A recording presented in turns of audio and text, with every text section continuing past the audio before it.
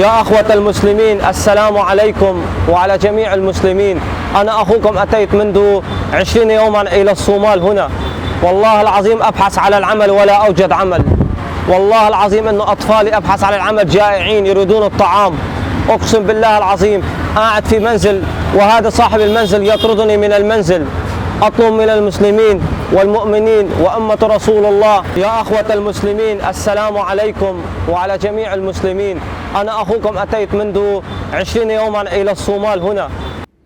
dhammaan dadka muslimiinta ahow waxaan Soomaaliya joogaa muddo isbuuc ah.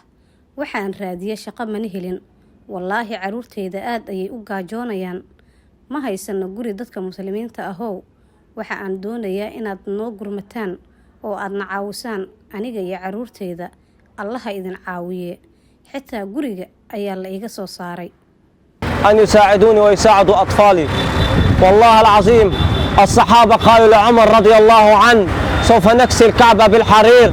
غضب عمر وقال هل تكسون الكعبة بحرير وأطفال المسلمين جائعين. صحابة ayaa waxa ay Umar ku yiraahdeen waxaan doonaynaa in aan Kacbada xariir saarno oo aan aad u qurxino.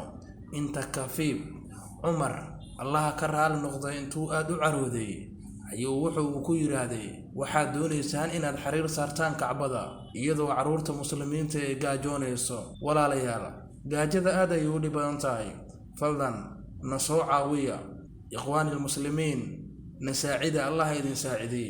waxaan ku noolnahay Soomaaliya waxaan ka soo barakacnay dalka Suuriya. أنا أطفالي جائعين يا مسلمين وهذا النمبر تبعي هذا الرقم. أقسم بالله العظيم. كم عندك أطفال؟